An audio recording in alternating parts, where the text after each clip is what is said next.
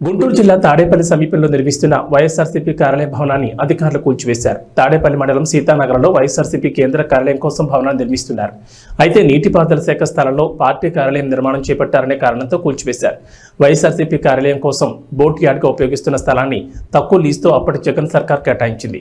ఈ నిర్మాణం అక్రమంటూ వైఎస్ఆర్సీపీకి సిఆర్డీఏ నోటీసులు జారీ చేసింది.